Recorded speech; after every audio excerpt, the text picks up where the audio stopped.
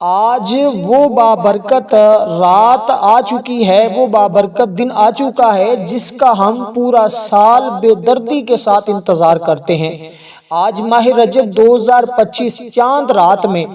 جو شخص بھی 4 نوافل اور سورۃ اخلاص یعنی قل ھو اللہ احد اس طرح پڑھ لیتا ہے جو ساری عمر نہیں مل سکا، آج کے دن وہ سب کچھ مل جاتا ہے۔ ہر دعا اس بندے کی قبول ہو جاتی ہے، جو اللہ کی بارگاہ سے مانگتا ہے اس کو مل جاتا ہے۔ اب آپ نے کرنا کیا ہے، بڑی توجہ کے ساتھ بات سنیے گا، یہ موقع ہاتھ سے جانے نہ پائے، ضائع نہ کیجیے گا۔ خدا را یہ موقع سال میں صرف ایک بار ملتا ہے، بار بار نہیں ملتا۔ لوگ تو پورا سال اس دن کا انتظار کر رہے ہوتے ہیں۔ آپ نے سب سے پہلے باوضو ہو کر ادب کے ساتھ، محبت کے ساتھ اللہ کی بارگاہ میں حاضر ہو جانا ہے۔ دیکھیں خواتین اپنے گھر میں، مرد حضرات بھی چاہیں تو گھر میں، آپ دنیا کے جس کونے میں بھی رہتے ہیں، پاکستان میں ہیں، انڈیا میں ہیں، بنگلہ دیش میں ہیں، جہاں کہیں بھی آپ رہتے ہیں، آپ اس عمل کو ایک مرتبہ زندگی میں ضرور کر کے دیکھ لیں۔ دیکھیں یہ اتنی بابرکت رات ہے، یہ اتنا بابرکت دن ہے، 24 گھنٹے کے اندر کسی بھی لمحے آپ یہ 4 نوافل پڑھیں گے۔ آج چاند رات میں پڑھ لیں تو یہ سب سے اچھا ہے، ورنہ رات کو یہ پیغام، یہ نفلوں کا نہ پتہ چلے، یہ ویڈیو آپ تک نہ پہنچے تو آپ دن میں مجبوری کے تحت پڑھ لیں۔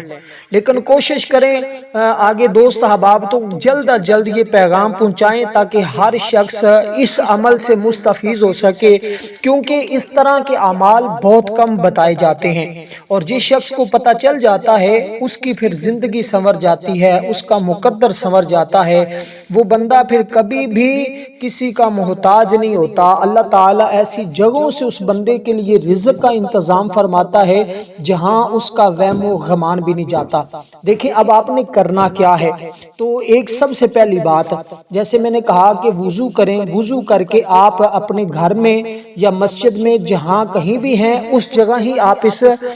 نفل کو پڑھ سکتے ہیں۔ نفل پڑھنے کے بعد آپ نے قرآن مجید کی ایک سورہ مبارکہ ہے جس کو پڑھنا ہوگا، اور پھر اس کے بعد آپ اللہ کی بارگاہ میں جو ترتیب، جو طریقہ کار بتاؤں گا اس کے مطابق اگر دعا کریں گے، انشاءاللہ اپنی جگہ سے اٹھنے سے پہلے اللہ تعالیٰ آپ کی دعا کو قبول فرما لیں گے۔ تو اتنی برکت والی دعا اور اتنا برکت والے لمحات، اتنی روشن رات کہ جو بندہ اس رات میں یہ عمل کرتا ہے اس کی اللہ زندگی کو روشن کر دیتا ہے، اس کی زندگی کو منور کر دیتا ہے، کیونکہ یہ ماہ رجب یہ عام مہینہ نہیں ہے۔ اللہ تعالیٰ نے قرآن مجید کے اندر خود ارشاد فرمایا وَسَارِعُوا إِلَىٰ مَغْفِرَةٍ مِّن رَبِّكُمْ وَجَنَّةٌ عَرْضُهَا السَّمَاوَاتُ وَالْأَرْضُ أُعِدَّتْ لِلْمُتَّقِينَ، اور دوڑو اپنے رب کی بخشش اور ایسی جنت کی طرف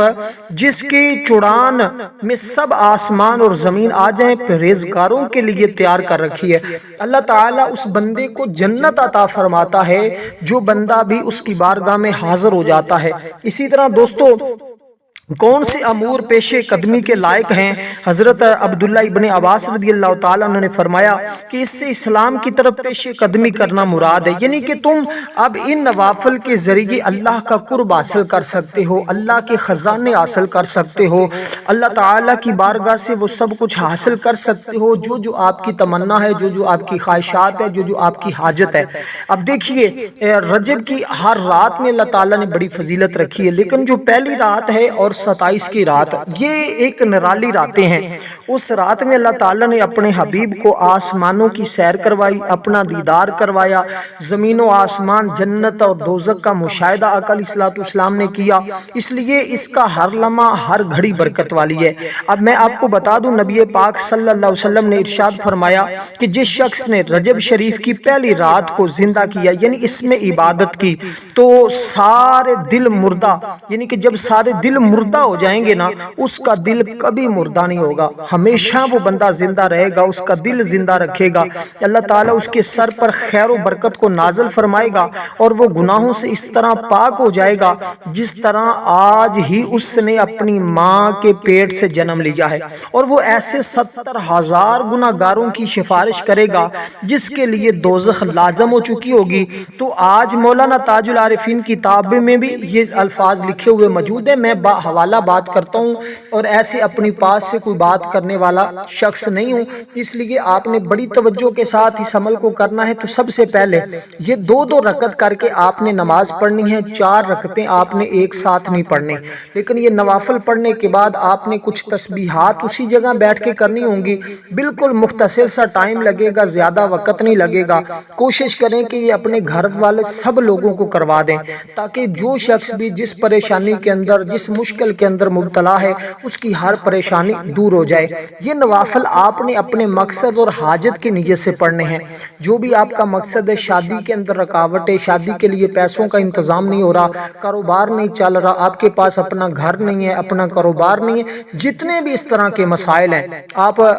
بس اتنا نیت کرنی کہ 2 رکعت نماز نفل۔ دیکھیں میں نیت سے لے کر آخر دعا تک آپ کو ہر ایک چیز کھول کر بتاؤں گا، اس لیے آپ نے ویڈیو کو سکپ کیے بغیر مکمل دیکھیں گے تو آپ کو بات سمجھ میں آ جائے گی، کیونکہ وہ شخص بڑے مقدر والا ہوگا، بڑی ہی قسمت والا ہوگا جو شخص آج ہی عمل کرے گا۔ اور پھر اسی طرح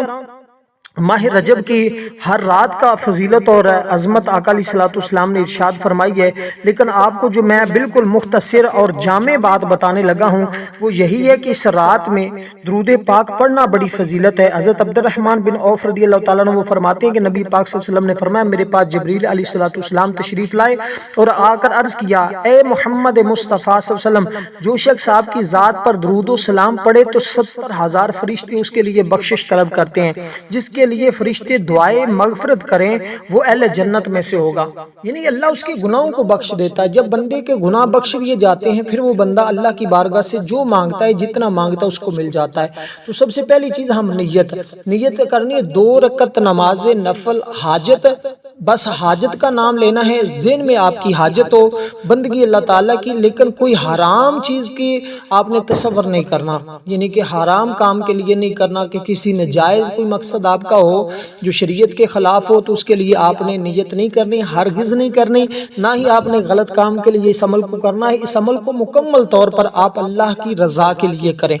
اللہ کی خوشنودی حاصل کرنے کے لیے کریں، اللہ کی معرفت حاصل کرنے کے لیے کریں، اللہ کے خزانے حاصل کرنے کے لیے کریں۔ تو یہ ساری چیزیں ہیں جو آپ نے تصور میں رکھنی ہے۔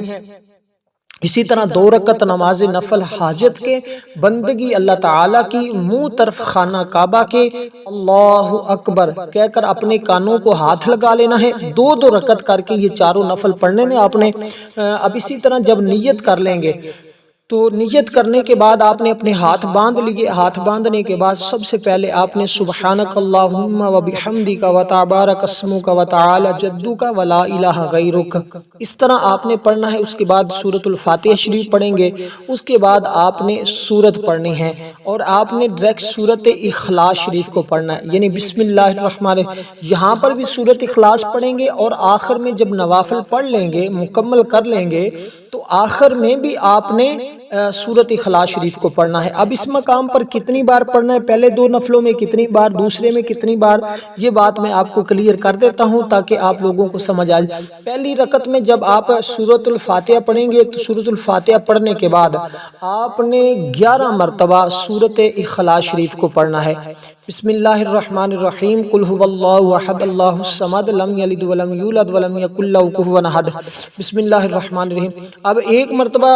بھی بسم اللہ پڑھنے کی ضرورت نہیں ہے، صرف شروع میں آپ ڈائریکٹ جیسے ہم نماز کے اندر پڑھتے ہیں اسی طرح آپ نے سورۃ اخلاص کو پڑھنا ہے۔ میں نے ویسے برکت کے لیے بسم اللہ الرحمن الرحیم پڑھی ہے۔ جب آپ نے یہ عمل کرنے کے لیے اپنے مصلی پہ کھڑے ہونا ہے، خواتین ہوں یا مرد ہوں، بچہ جوان بوڑھا جو بھی شخص یہ عمل کو کر رہا ہے، تو آپ نے تصور بس کرنا ہے، باقی کسی بات کو اپنی زبان پر لانے کی ضرورت نہیں۔ تعوذ اور تسمیہ پڑھ کر اعوذ باللہ من الشیطان الرجیم بسم اللہ الرحمن الرحیم، پھر آپ نے نیت کرنی ہے جیسے میں نے نیت کرنے کا طریقہ بتایا۔ پھر اسی طرح آپ نے پہلی رکعت میں جیسے میں نے سورۃ الفاتحہ، سورۃ اخلاص یہ پڑھنے کا طریقہ بتایا، اسی طرح آپ نے پڑھنی ہے۔ پھر آپ نے رکوع کرنا ہے، پھر سجدے چلے جانا ہے، پھر دوبارہ کھڑے ہو جانا ہے۔ دوسری رکعت آپ ادا کرنے لگے ہیں، اس میں آپ نے اب سبحانک اللہ نہیں پڑھنے، آپ نے ڈائریکٹ سورۃ الفاتحہ شریف پڑھنی ہے۔ سورۃ الفاتحہ شریف شریف پڑھنے کے بعد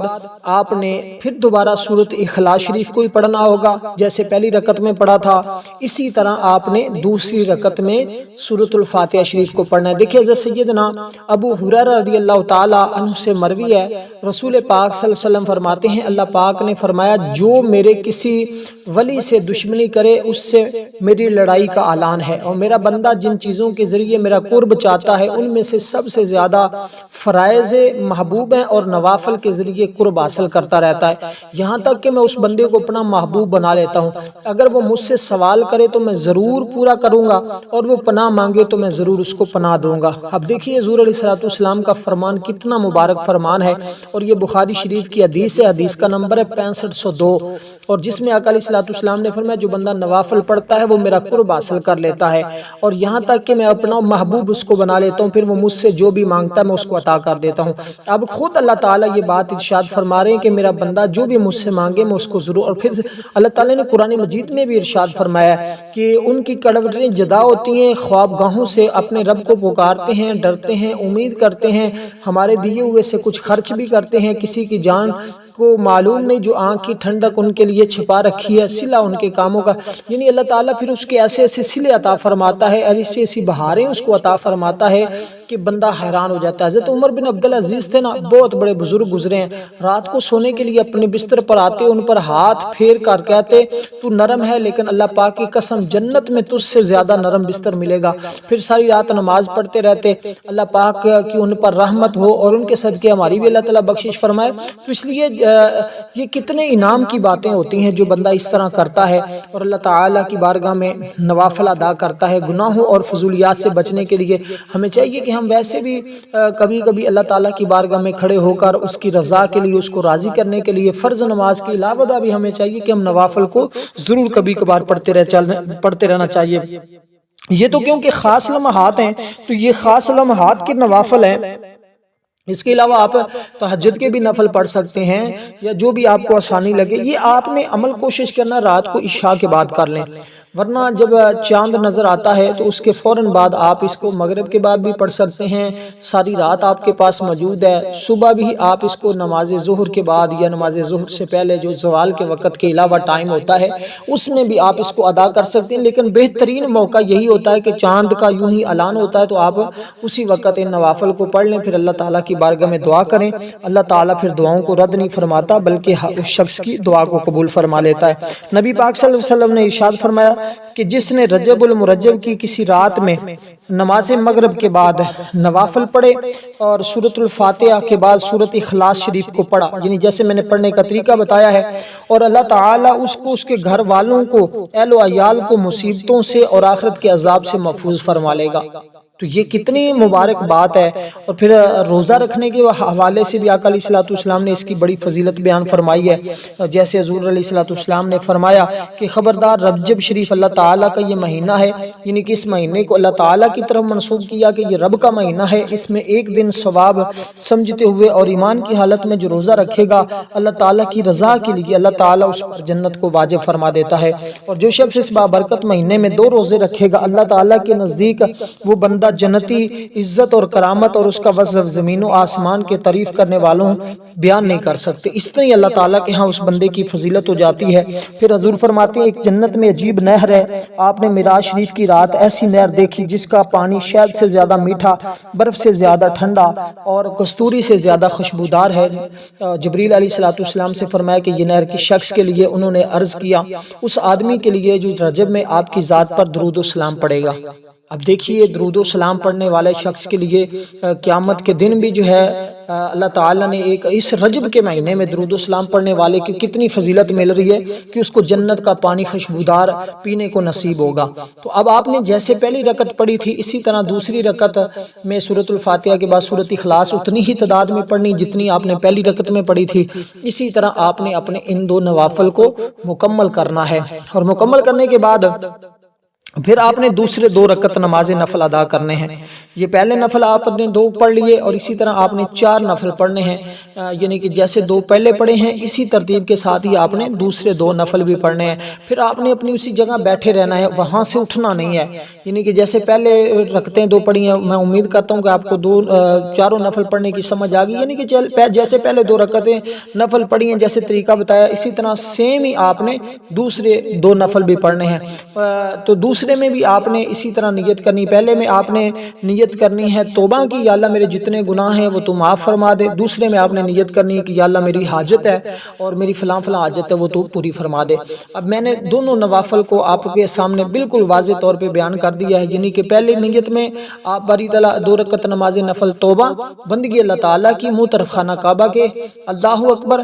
دوسرے میں 2 رکعت نماز نفل حاجت بندگی اللہ تعالیٰ کی منہ طرف خانہ کعبہ کے اللہ اکبر۔ تو یہ دونوں کی نیتیں الگ الگ ہیں، پہلے توبہ کے، دوسرے 2 نفل جو ہیں وہ آپ نے پڑھنے ہیں جیسے میں نے آپ کو پڑھنے کا طریقہ بتایا حاجت کی نیت سے۔ تو پہلے 2 نفلوں جو کے اندر آپ نے، کیونکہ دوسرے 2 کے اندر بھی سورۃ اخلاص اور پہلے 2 کے اندر بھی سورۃ اخلاص کی تعداد کو برابر رکھنا ہے، باقی سیم صرف نیت کے اندر فرق ہے، باقی اسی طرح ہے۔ اب اس کے بعد نفل پڑھنے کے بعد آپ نے اسی جگہ بیٹھے رہنا ہے۔ سب سے پہلے آپ نے کیا کرنا ہے اس بات کو سمجھیے، حضور علیہ السلام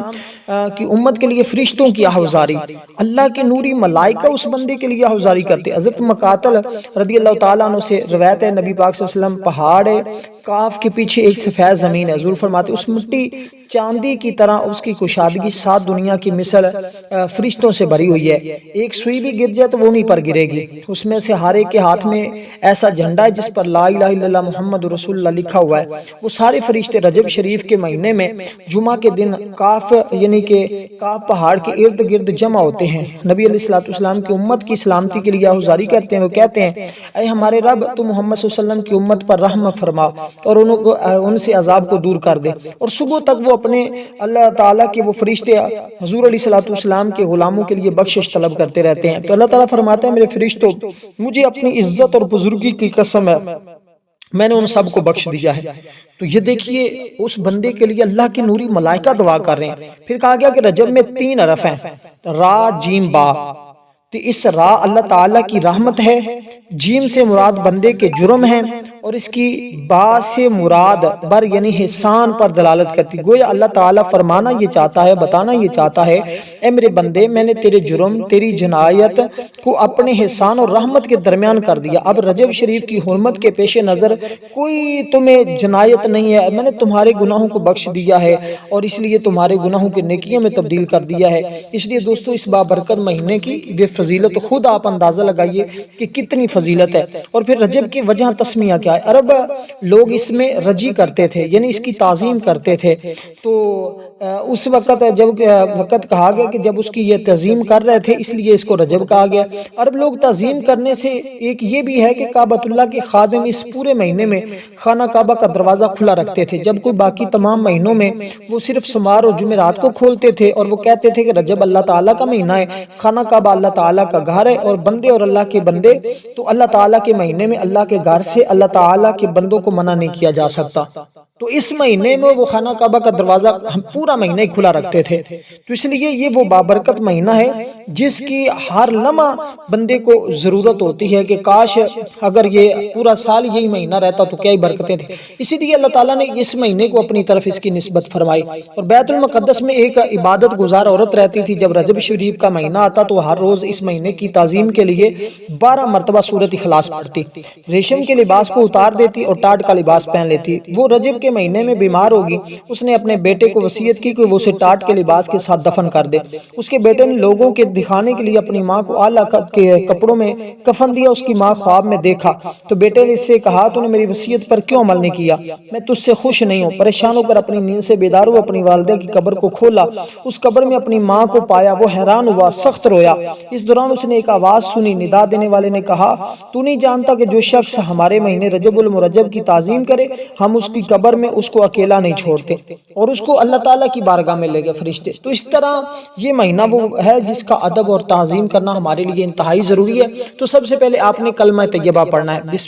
یعنی کہ لا الہ الا اللہ، یہ اپنے ایک تسبیح پڑھنی ہے،